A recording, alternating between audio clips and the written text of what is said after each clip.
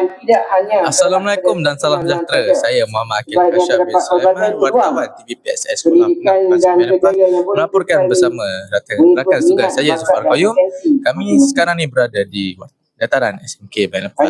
Pada hari ini berlangsung satu karnival, iaitu Karnival STEAM Co-Curriculum dan juga Hari TVET bagi tahun 2026.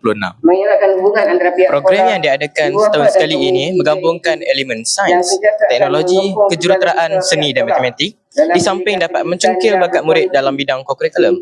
Mari kita ikuti liputan lanjut. Jom.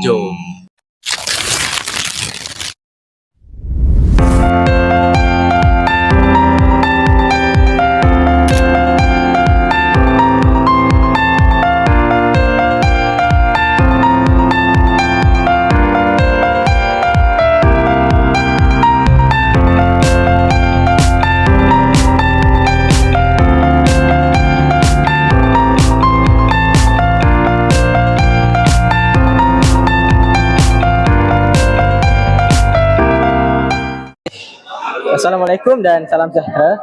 Sekarang saya bersama dengan Encik Roslan BRV. Tuan, saya nak tanya satu soalan boleh? Boleh, silakan. Soalan yang pertama ialah pada pandangan tuan, sejauh manakah karnival seperti ini mampu memberi impak kepada kemenjadian murid khususnya dalam bidang STEAM? Okay, pertama sekali saya terima kasih kepada TV PSS kerana bagi peluang saya untuk menyampaikan sepatutnya kata.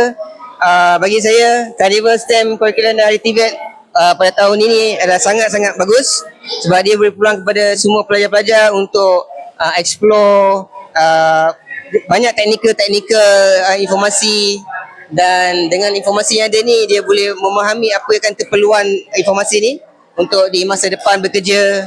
Right. So dalam masa sama dia boleh mereratkan lagi perhubungan di antara cikgu-cikgu dengan ibu bapa dan pelajar sekali lah. So yes, saya memang sangat setuju dengan Karnival STEM Curriculum dan Hari TVET ni. Diadakan selalu untuk pelajar dapat peluang explore minat dan pengetahuan yang lebih mendalam. Ya, terima kasih. Itu sahaja daripada kami. Sekian. Terima kasih. Ternyata Karnival STEAM Curriculum dan juga Hari TVET sangat memberi 1001 impak positif dan kebaikan, tidak sahaja kepada murid tetapi guru-guru dan juga tetamu luar yang datang. Syabas diucapkan kepada seluruh warga sekolah atas menjayakan program yang amat bermakna ini. Sekian daripada kami, wartawan TVPSS SMK Menepah, kembali ke studio.